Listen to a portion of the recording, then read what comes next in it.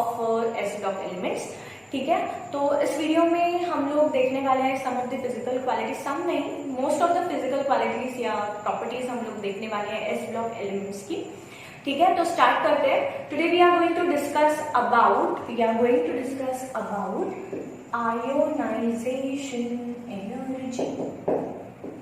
अभी ionization energy क्या होती है भैया जी? एनर्जी भैया जी, ये एनर्जी ये होती है कि मान लो एक एटम है, ठीक है, गैसियस एटम है, आइसोलेटेड है, न्यूट्रल है, ठीक है, उस एटम में से मुझे वैलेंस इलेक्ट्रॉन को निकालना है। ठीक है, तो मैं ऐसे नहीं निकाल सकती उस इलेक्ट्रॉन को, क्योंकि न्यूक्लियस के और वो वैलेंस इलेक्ट्रॉन के बीच में कुछ इलेक्ट्रोस्टैटिक फोर्स है, अट्रैक्शन है वो दोनों के बीच में, तो इतना इजी नहीं होता है वहां पर उस इलेक्ट्रॉन को निकालना। वहां पर मुझे कुछ एनर्जी को यूज करना पड़ेगा so that I can remove that electron easily.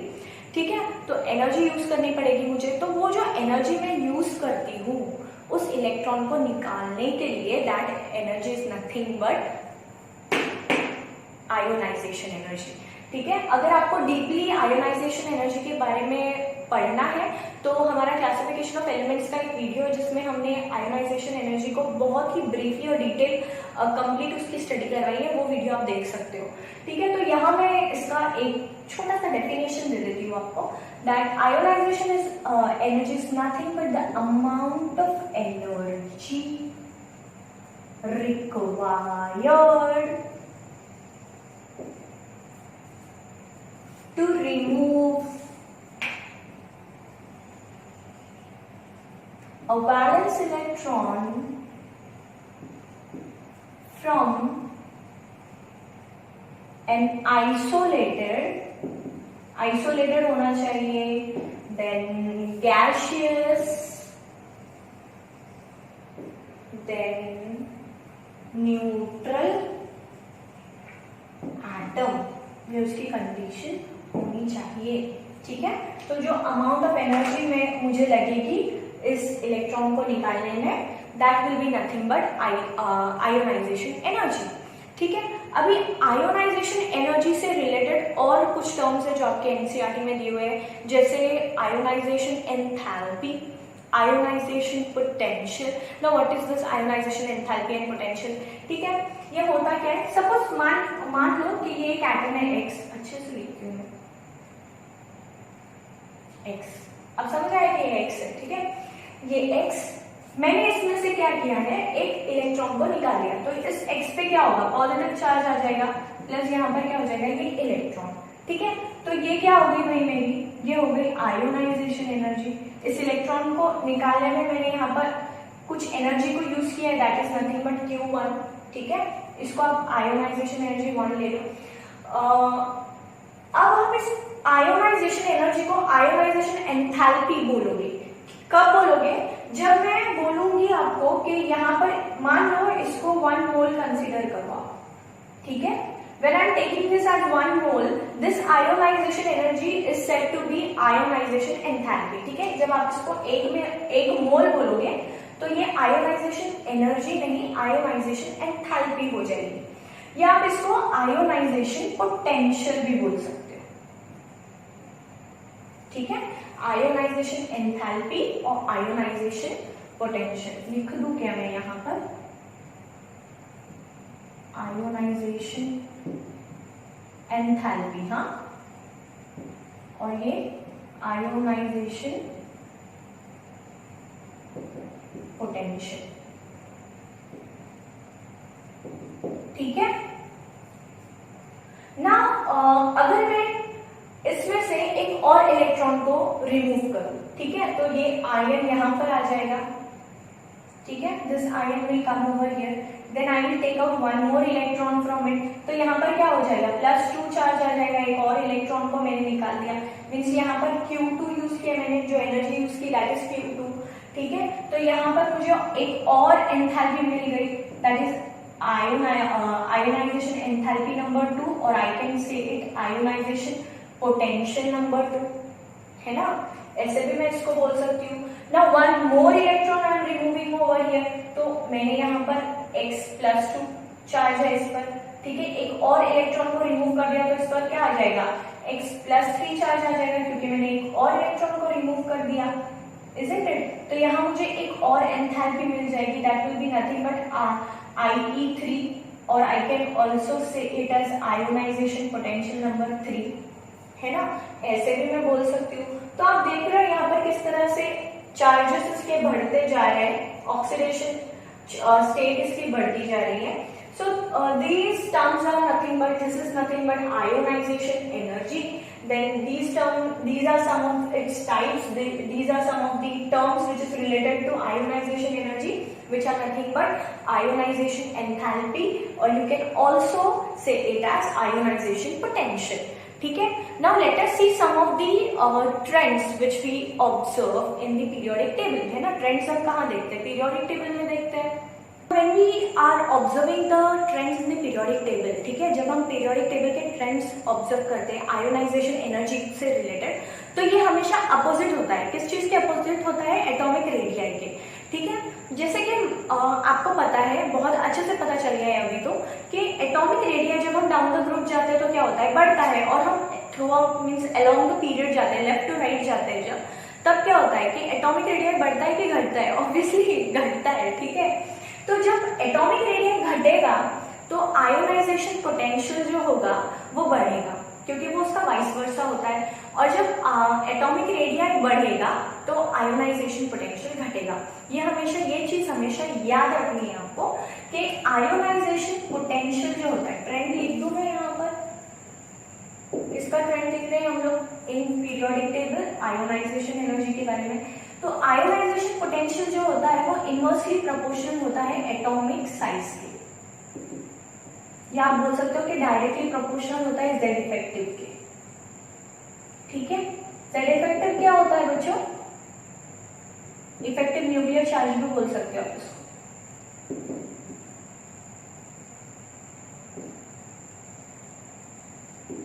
ठीक है, तो ये चीज आपको हमेशा याद रखनी है कि ionization potential is nothing but indirectly proportional, inversely proportional होता है किसके?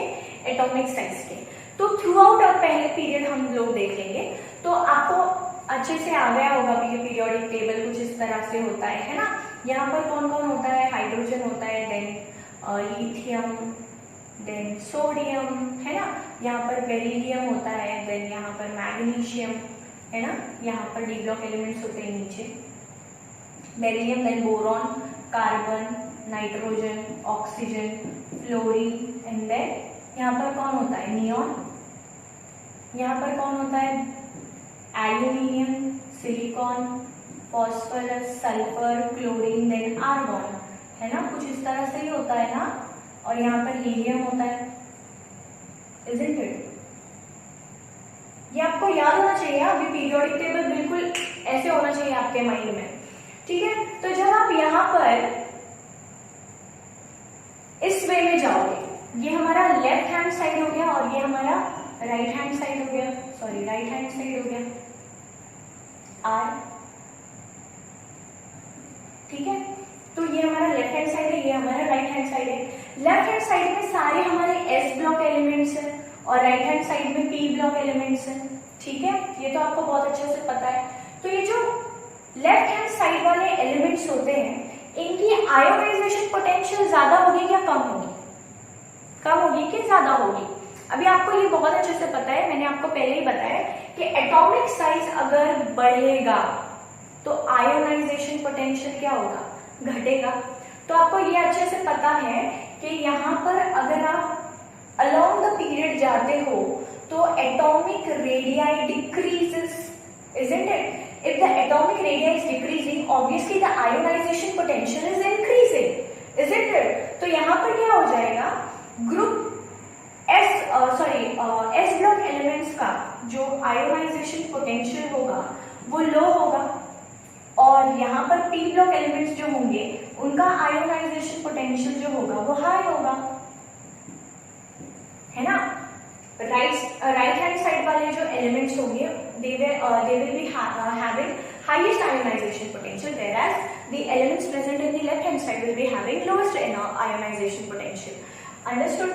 Now ये यहाँ पर अगर इस तरह से शो कर रहे हैं आयोनाइजेशन पोटेंशियल, तो इनकी सीक्वेंस कैसी होनी चाहिए? सीक्वेंस कुछ इस तरह से होनी चाहिए ना कि लिथियम का आयोनाइजेशन ज्यादा होगा बेरिलियम से, बेरिलियम का ज्यादा होगा बोरॉन से, देन उसका ज्यादा होगा कार्बन से, नाइट्रोजन से, ऑक्सीजन से और फ्लोरीन से, देन नियॉन से, है ना। कुछ इस तरह से हमको सीक्वेंस मिलेगा, isn't it? बट एक्चुअली में प्रैक्टिकली ऐसा होता नहीं है। प्रैक्टिकली अगर आप जाओगे तो बेरिलियम और नाइट्रोजन ये एक्सेप्शन शो करते हैं। तो यहाँ पर सीक्वेंस कैसे हो जाता है, लिथियम जो होता है वो ऑब्वियसली उसका आयोनाइजेशन पोटेंशियल कम होता है बेरिलियम से, बेरिलियम का ज्यादा होता है लिथियम से। यहाँ पर आप देख रहे हो कि बेरिलियम का आयोनाइजेशन पोटेंशियल बोरॉन के आयोनाइजेशन पोटेंशियल से कम है, बट ऐसा होता नहीं है, ये एक्सेप्शन शो करता है, वो बोरॉन से ज्यादा होता है, ठीक है। Then again carbon, then nitrogen. अब यहाँ पर आप देख रहे हो कि ऑक्सीजन से नाइट्रोजन का आयोनाइजेशन पोटेंशियल कम है, ऑक्सीजन का ज्यादा है, ठीक है। बट एक्चुअल में प्रैक्टिकल में ऐसा होता नहीं है। यहाँ पर नाइट्रोजन का आयोनाइजेशन पोटेंशियल ऑक्सीजन के आयोनाइजेशन पोटेंशियल से ज्यादा होता है, then fluorine and then neon, ठीक है। अभी केमिस्ट्री में जब कभी भी कुछ भी आपको कोई बोले कि ऐसा होता है नहीं ऐसा होता है, और स्पेशली जब स्टार में बनाती जाओ ऐसे बातों पर बोले तो बिल्कुल यकीन नहीं करना है, क्योंकि ये जो एक्सेप्शंस होते हैं इनऑर्गेनिक केमिस्ट्री में मोस्टली क्वेश्चंस इन्हीं एक्सेप्शंस पर पूछे जाते हैं। तो आपको इसका प्रूफ मालूम होना बहुत जरूरी है, ठीक है। अभी मैंने आपको बताया ऐसे होता है, आप यकीन नहीं कर लोगे, आपको प्रूफ होना बहुत जरूरी है, ठीक है। इस चीज को प्रूफ करना पड़ेगा कि ऐसे होता है, ये एक्सेप्शन है, ठीक है। तो क्यों एक्सेप्शन है, अगर आप देखोगे यहाँ पर, ठीक है, तो बेरिलियम का एटॉमिक नंबर 4 होता है और बोरॉन का एटॉमिक नंबर क्या होता है, 5 होता है, ठीक है। तो इनका अगर आप इलेक्ट्रॉनिक कॉन्फ़िगरेशन लिखोगे तो क्या होगा, 1s2 हो जाएगा बेरिलियम का, और बोरॉन का क्या होगा 1s2 2s2 2p1 हो जाएगा, है ना। कुछ इस तरह से इसका इलेक्ट्रॉनिक कॉन्फ़िगरेशन रहेगा।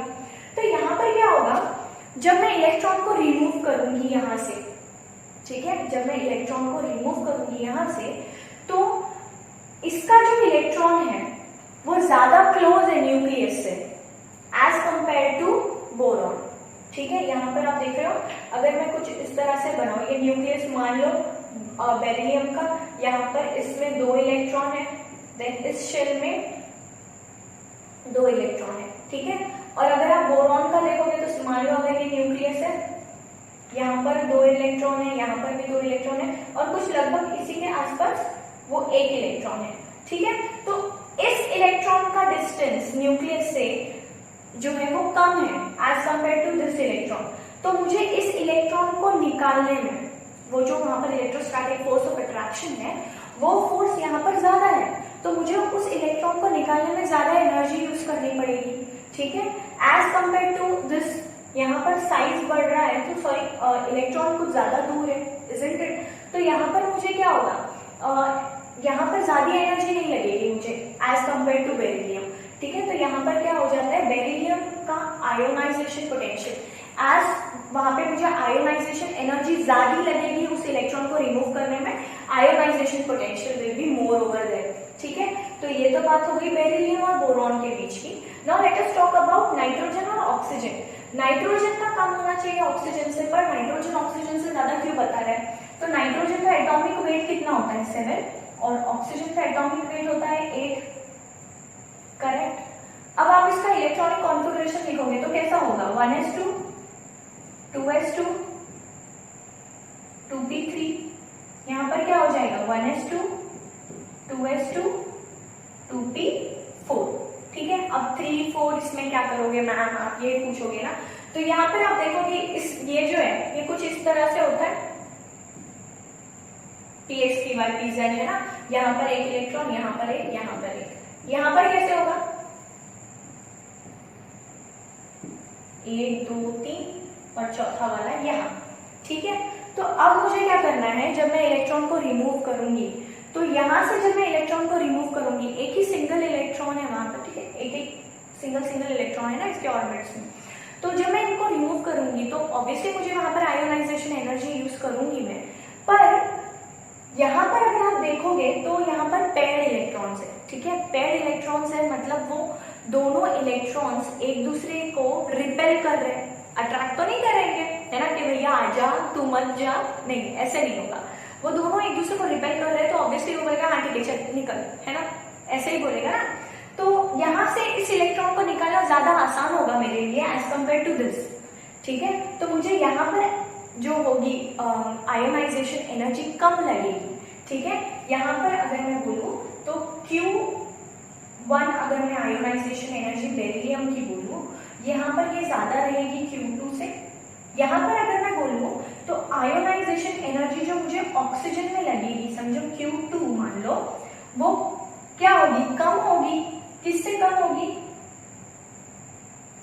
सॉरी, हाँ कम होगी, किससे कम होगी, नाइट्रोजन से, Q2 से, ठीक है।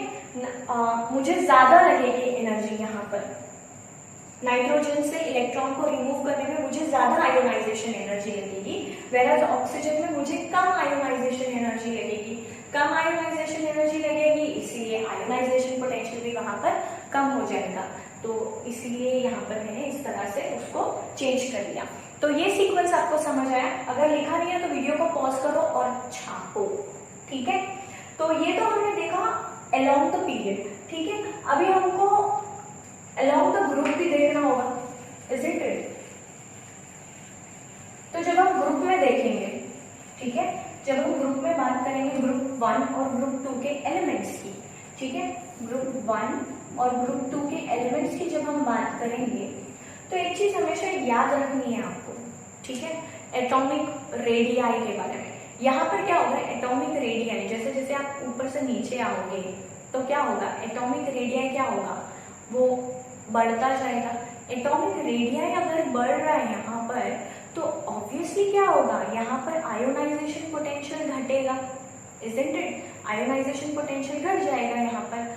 तो एक चीज मुझे आप ये बताओ कि जो साइज है, ठीक है, ये जो साइज है वो ग्रुप 1 जो एलिमेंट्स है, ठीक है, ग्रुप 1 के जो एलिमेंट्स है उनका साइज ज्यादा है, किससे ज्यादा है, ग्रुप 2 के एलिमेंट्स से, है ना। तो यहाँ पर साइज डिक्रीज हो रहा था, through out the period size decrease हो रहा था, इसीलिए क्या हो रहा था, आयोनाइजेशन पोटेंशियल भी घट रहा था। अगर आप अलोंग द पीरियड जाओगे, सॉरी अलोंग द ग्रुप जाओगे तो वहां पर क्या हो जाएगा, आयोनाइजेशन एनर्जी जो रहेगी वो क्या होगी, वो घटती जाएगी, कम होती जाएगी। तो सबसे ज्यादा आयोनाइजेशन ऊपर वाले एलिमेंट्स की रहेगी, ये तो कॉमन सेंस है, आपको समझ में आएगा। अब जैसे कि आपने देखा कि थ्रू आउट द पीरियड जब आप जा रहे थे तो एटॉमिक रेडियाई किसका कम था, सेकेंड ए एलिमेंट का कम था। एटॉमिक रेडियाई इसका कम था मीन्स आयोनाइजेशन पोटेंशियल इसका ज्यादा है, करेक्ट। यहाँ पर रीजन दे दो आप,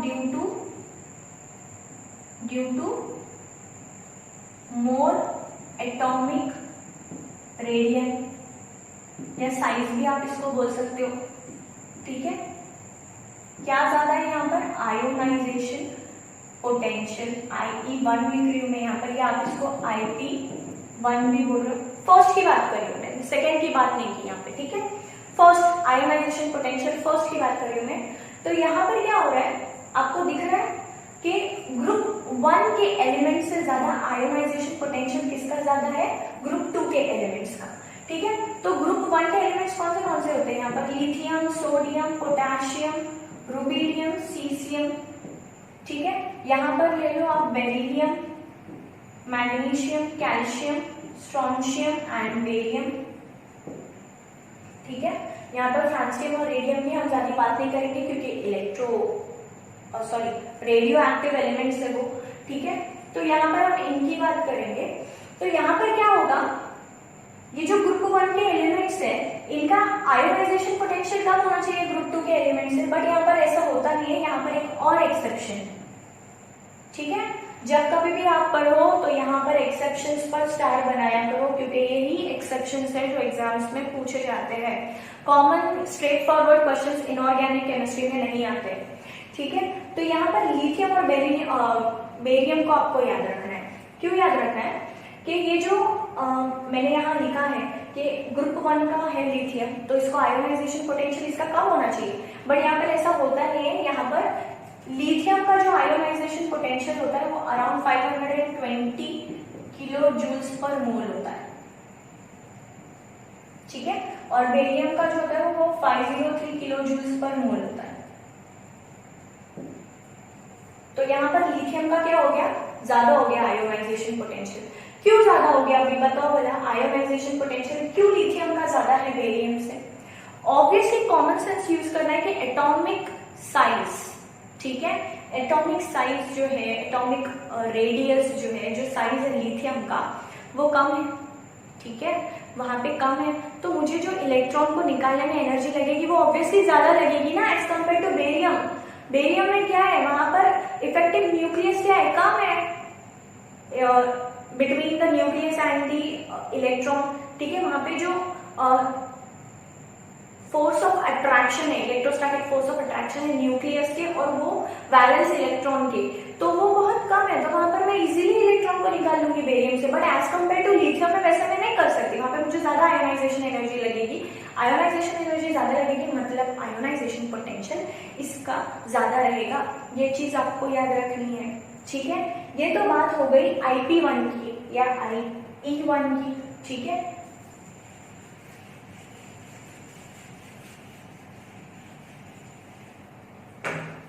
अब अगर मैं बात करूं कि आयोनाइजेशन पोटेंशियल 2 में क्या होगा, ठीक है, हमने आयोनाइजेशन पोटेंशियल 1 देखा है अभी, आयोनाइजेशन पोटेंशियल 2 की अगर मैं बात करूं तो यहाँ पर क्या होता है कि उल्टा हो जाता है।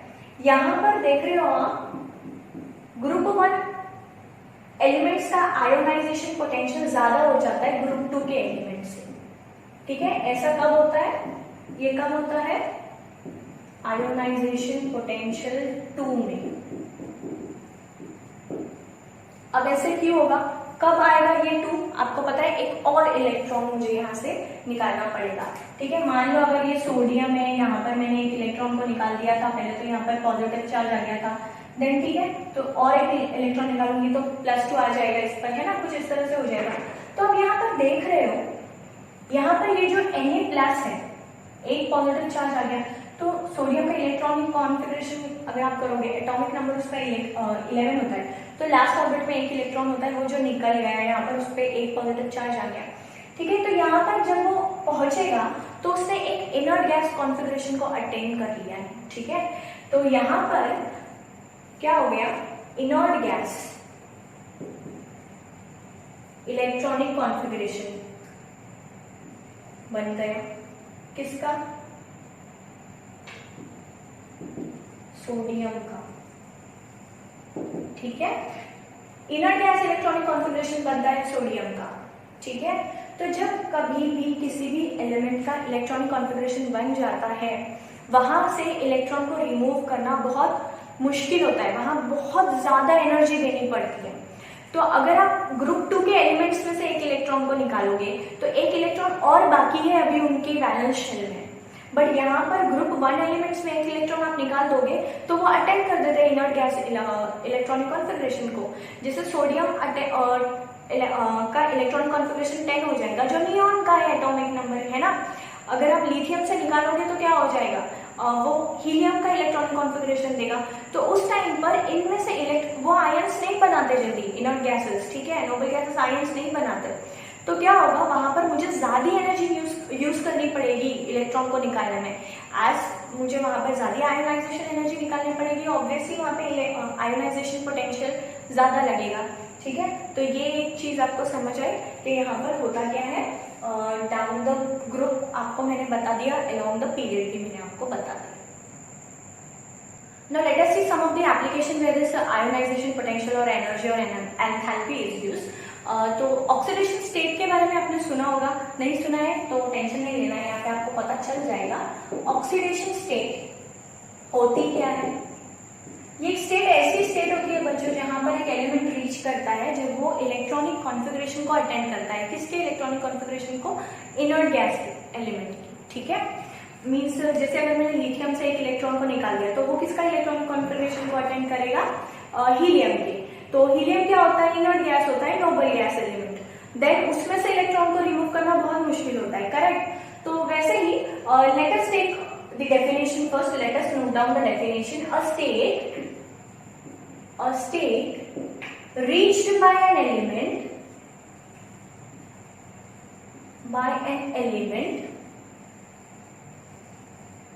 when it attempts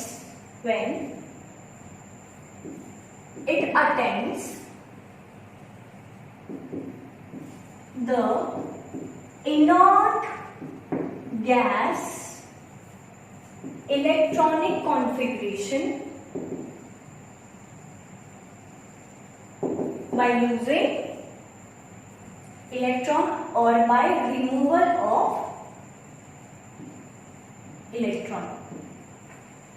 इलेक्ट्रॉन बोल दो या इलेक्ट्रॉन्स बोल दो, वो उसकी ऑक्सीडेशन स्टेट हो जाएगी, ठीक है। तो जैसे कि आपको पता है कि ग्रुप 1 एलिमेंट्स होते हैं और ग्रुप 2 एलिमेंट्स होते हैं, हम इन्हीं की बात करेंगे क्योंकि हम लोग एस ब्लॉक एलिमेंट्स पढ़ रहे हैं, है ना। तो यहाँ पर लिथियम है, then sodium, then potassium, then rubidium, then caesium, francium की हम बात नहीं करेंगे, रेडियो एक्टिव है। यहाँ पर beryllium, magnesium, calcium, strontium and barium, ठीक है। तो अगर आप यहाँ पर देखोगे ये एलिमेंट्स जो है, यहाँ पर इन सारे एलिमेंट्स के आउटर मोस्ट इलेक्ट्रॉनिक कॉन्फ़िगरेशन कैसा होता है, NS1, और इन सब का क्या होता है, NS2, है ना। तो यहाँ से एक इलेक्ट्रॉन को मैं निकालूंगी, यहाँ से मैं 2 इलेक्ट्रॉन को निकालूंगी। जैसे मैं यहाँ से एक इलेक्ट्रॉन को निकालती जाऊंगी तो यहाँ पर सब पर एक पॉजिटिव चार्ज आता जाएगा, करेक्ट। तो ये जो एक पॉजिटिव चार्ज यहाँ पर आ रहा है, that is nothing but the oxidation state of this group. यहाँ से मैं 2 इलेक्ट्रॉन्स को निकालती जाऊंगी तो यहाँ पे 2 पॉजिटिव चार्ज आएंगे, मीन्स उसको +2 लिख सकते हो ऐसे। मीन्स ये कि यहाँ पर ये जो ग्रुप के एलिमेंट्स है, यहाँ पर इनकी ऑक्सीडेशन स्टेट +2 हो गई, ठीक है। यहाँ पर ऑक्सीडेशन स्टेट क्या हो गई, +1, यहाँ पर ऑक्सीडेशन स्टेट क्या हो गई, +2, करेक्ट, इजंट इट, ठीक है। समझ आए, नहीं समझ आए, बहुत सिंपल है। जितने इलेक्ट्रॉन्स को आप निकालते जाओगे उतनी उसकी ऑक्सीडेशन स्टेट होती जाएगी, ठीक है। तो ग्रुप 1 एलिमेंट्स की जो ऑक्सीडेशन स्टेट होती है वो +1 ही होती है। क्यों वो +2 elements, group 1 elements +2 oxidation state show नहीं करते, ये क्वेश्चन तो एग्जाम में आएगा, क्योंकि मैंने आपको बताया कि ऑब्वियसली जो स्ट्रेट फॉरवर्ड थ्योरी होती है उस पर इनऑर्गेनिक केमिस्ट्री में कभी क्वेश्चन नहीं आते। बेरियम में अभी यहाँ पर ग्रुप 2 एलिमेंट है, ठीक है, ये +2 ऑक्सीडेशन स्टेट शो करता है। क्यों ये लोग +3 ऑक्सीडेशन स्टेट नहीं शो करते, ठीक है। तो ये रीजन हम लोग देखने वाले हैं।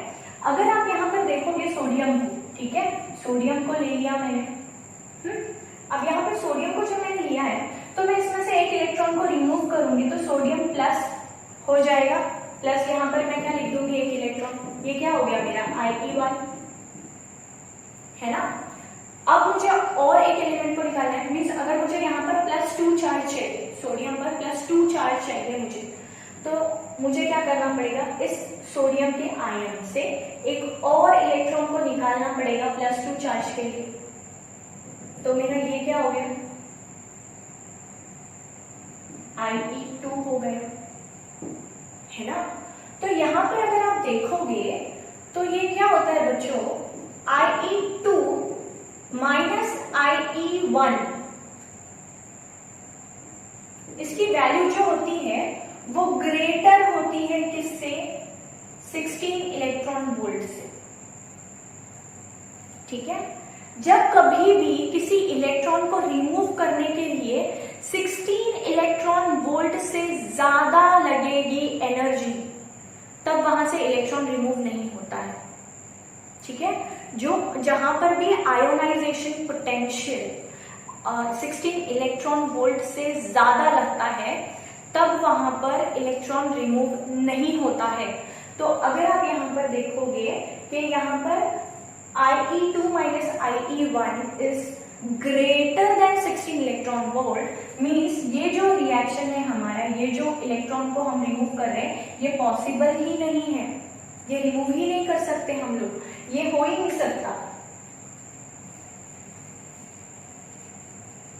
क्यों नहीं हो सकता, बिकॉज ये जो एनर्जी यहाँ पे लग रही है वो ग्रेटर है किसके, 16 इलेक्ट्रॉन वोल्ट की।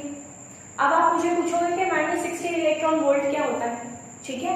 तो 16 इलेक्ट्रॉन वोल्ट क्या होता है बच्चों, यहाँ ध्यान से देखो, सोडियम का electronic configuration sorry atomic number जो होता है वो 11 होता है, ठीक है। जब वो एक इलेक्ट्रॉन को रिमूव कर देते हैं हम लोग तो इस पर एक पॉजिटिव चार्ज आता है, मतलब सोडियम का यहाँ पे इलेक्ट्रॉनिक कॉन्फ़िगरेशन जो हो गया वो क्या हो गया, किसके बराबर हो गया, नियॉन के बराबर हो गया, ठीक है।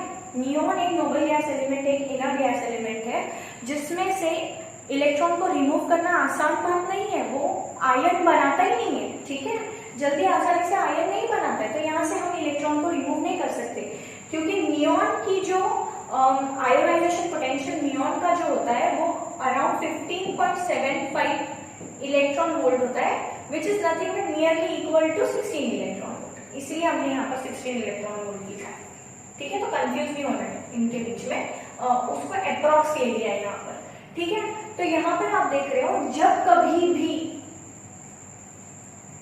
कभी भी इलेक्ट्रॉन को निकालने के लिए 16 इलेक्ट्रॉन वोल्ट से ज्यादा एनर्जी लगेगी तब इलेक्ट्रॉन नहीं निकलेगा।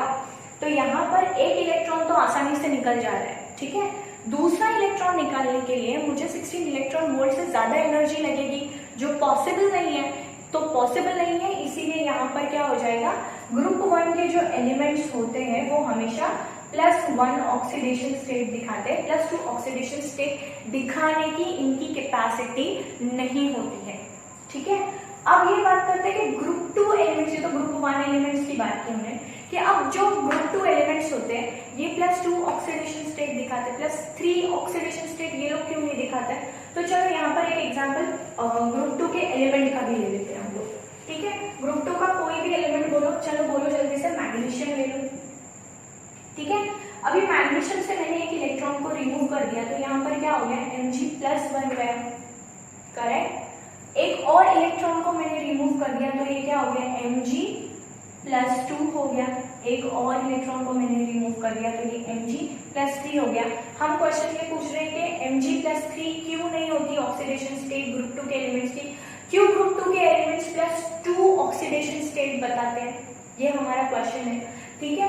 तो हमें इसको प्रूफ करना है, कैसे प्रूफ करोगे, तो जैसे आप यहाँ पर देख रहे हो, यहाँ पर इसको मैं बोल दूंगी IE1, this is nothing but IE2 and this is nothing but IE3, ठीक है।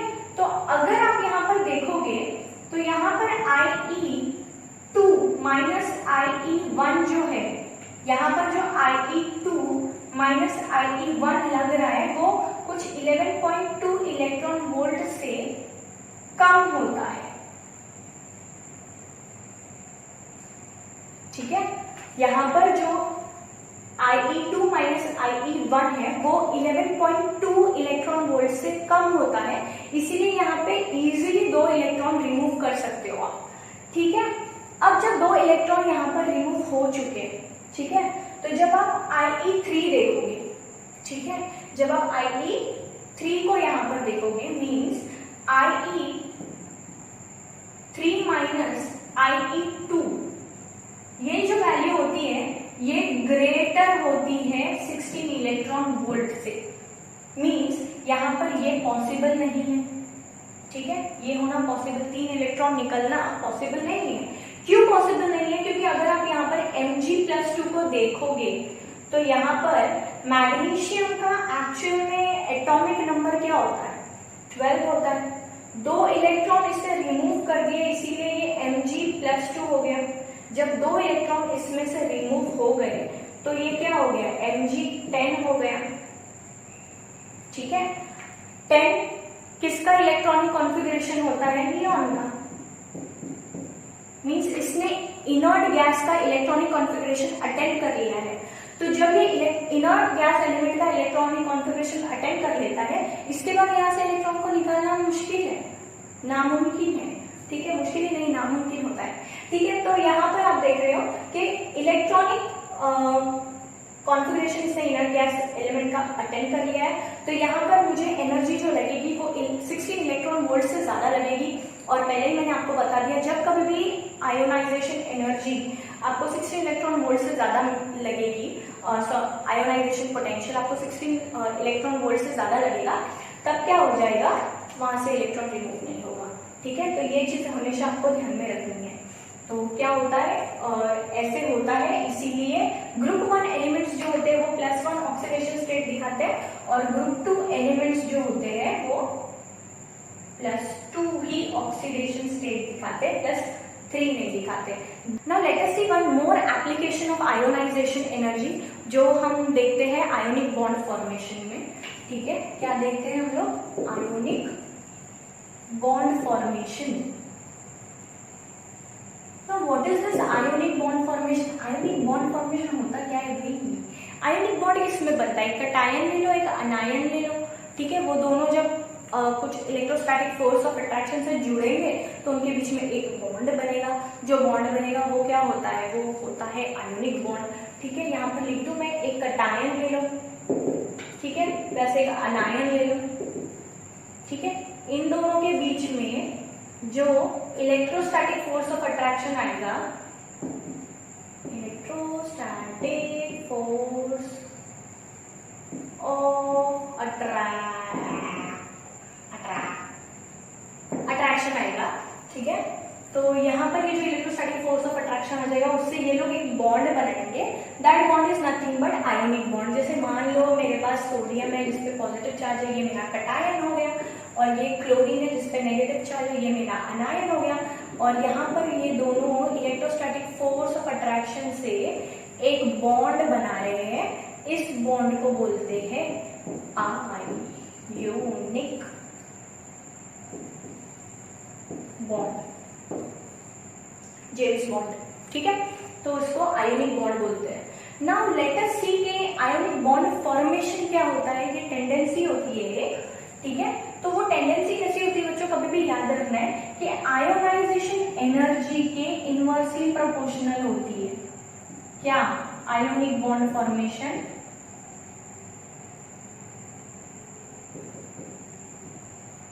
Ionic bond formation tendency inversely proportional होती है आयोनाइजेशन एनर्जी के। जब कभी भी आयोनाइजेशन एनर्जी अगर बढ़ गई ना, तो क्या हो जाएगा, उस एलिमेंट की आयोनाइजेशन एनर्जी अगर बढ़ रही है तो आयोनिक बॉन्ड फॉर्मेशन टेंडेंसी कम होती जाएगी। ठीक है, तो अगर आप ग्रुप के एलिमेंट्स को देखोगे, यहाँ ग्रुप 1 के एलिमेंट्स है और यहाँ ग्रुप 2 एलिमेंट्स है। ठीक है, लिथियम है, यहाँ सोडियम है, यहाँ पोटेशियम है, यहाँ लिथियम सोडियम पोटेशियम रुबिडियम है, और यहाँ पर सीसियम है। Then beryllium, magnesium, calcium, strontium, barium. इतने बार लिख कर मैं तो भूल जाऊंगी अभी इनके नेम्स। ठीक है, तो यहाँ पर आप जब ये ग्रुप के एलिमेंट्स के नाम देखोगे तो आपको एक चीज समझ आएगी कि एटॉमिक रेडियाई पे जाना है कभी भी। ठीक है, वो हमेशा हर किसी से रिलेटेड होता है। तो एटॉमिक रेडियाई जब आप देखते हो अलोंग द पीरियड, जब आप जाते हो, ठीक है, अलोंग द पीरियड, जब लेफ्ट हैंड साइड से आप राइट हैंड साइड की तरफ इधर से आप इधर जाओगे तो एटॉमिक रेडियाई क्या होता है, घटता है कि बढ़ता है? घटता है ना। तो जब एटॉमिक रेडियाई घटता है तो आयोनाइजेशन क्या होता है, बढ़ता है ना। जब एटॉमिक रेडियाई घटेगा आयोनाइजेशन बढ़ेगा। तो जब आयोनाइजेशन एनर्जी यहाँ बढ़ रही है, ठीक है, आयोनाइजेशन एनर्जी यहाँ बढ़ रही है, तो आयोनिक बॉन्ड फॉर्मेशन क्या हो जाएगा, वो घटेगा कि बढ़ेगा? ऑब्वियसली घटेगा, इजंट इट। यहाँ पर आयोनाइजेशन एनर्जी जो हो जाएगी वो क्या हो जाएगी, घटेगी। ठीक है, तो अगर आप ऐसे जाओगे, अगर आप ऐसे जाओगे तो ionization energy will increase. When the ionization energy will increase, ionic bond formation tendency will decrease. ठीक है, now when you are going down the group आप जाओगे तो यहाँ पे ionization energy is decreasing. As the ionization energy is decreasing over here, ionic bond formation tendency will increase. ठीक है, ये चीज हमेशा आपको याद रखनी है ना। अगर मैं इस पर आपको एक क्वेश्चन दे दूं, ठीक है, यहाँ पर मैंने क्वेश्चन दिया आपको, ले लो चलो सोडियम क्लोराइड और मैग्नीशियम क्लोराइड को ले लो। ये क्वेश्चन नंबर 1 है आपका, ये क्वेश्चन नंबर 2 है। और क्वेश्चन नंबर 2 में आप सीसियम क्लोराइड और किसको लोगे? चलो सोडियम क्लोराइड को ले लो, ठीक है। यहाँ पर आप इन दोनों में से मुझे ये बताओ कि आयोनिक बॉन्ड फॉर्मेशन की जो टेंडेंसी है वो इन दोनों में से किसकी ज्यादा है और इन दोनों में से किसकी ज्यादा है। जल्दी से फटाफट आपको सॉल्व करना है, बहुत इजी है, सिंपल है। देखो यहाँ पर सोडियम है और यहाँ पर कौन है? मैग्नीशियम, ठीक है।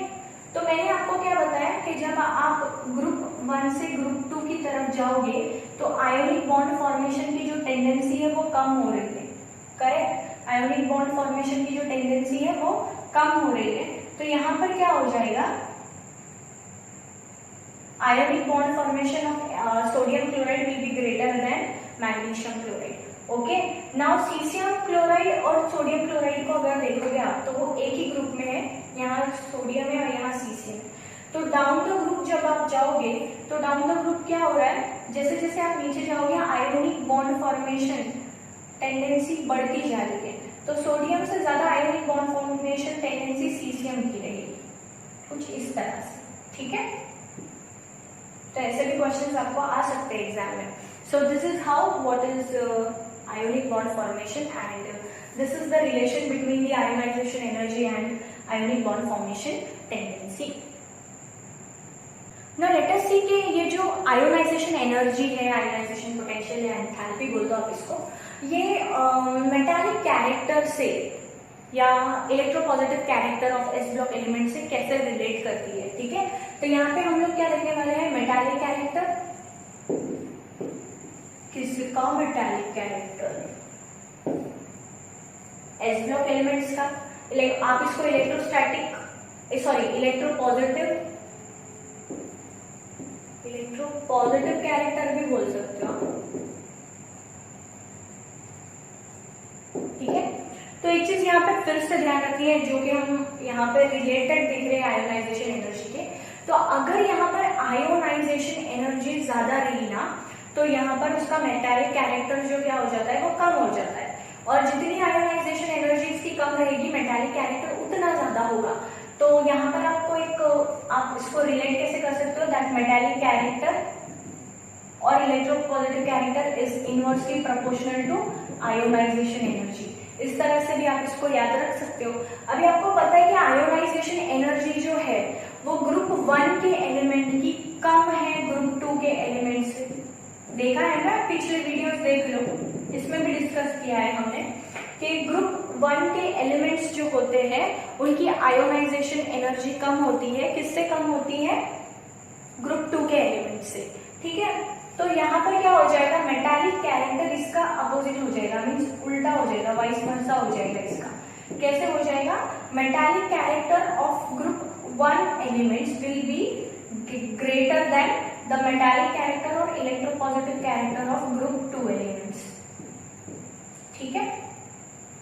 मीन्स जैसे जैसे मेटालिक कैरेक्टर जैसे जैसे आयोनाइजेशन एनर्जी बढ़ेगी मेटालिक कैरेक्टर घटेगा, आयोनाइजेशन एनर्जी घटेगी मेटालिक कैरेक्टर बढ़ेगा। एक क्वेश्चन ले लेते हैं यहाँ पर, सोडियम को ले लो, रुबिडियम को ले लो, मैग्नीशियम को ले लो और सीसियम को ले लो, ठीक है।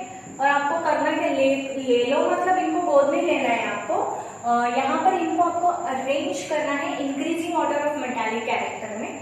Increasing of order of metallic character में अरेंज करके जल्दी से फटाफट आंसर आपको कमेंट बॉक्स में कमेंट करना है।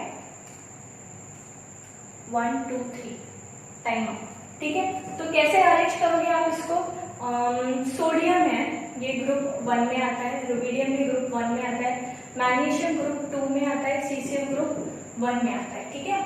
अभी बात करते हैं मैग्नीशियम की। तो ऑब्वियसली मैग्नीशियम ग्रुप 2 में है तो ये सबसे लास्ट में होएगा, है ना, क्योंकि ग्रुप 2 के जो एलिमेंट्स हैं उनका मेटालिक कैरेक्टर जो है वो सबसे कम होता है, उनका आयोनाइजेशन एनर्जी ज्यादा होता है, इसलिए उनका मेटालिक कैरेक्टर सबसे कम होता है।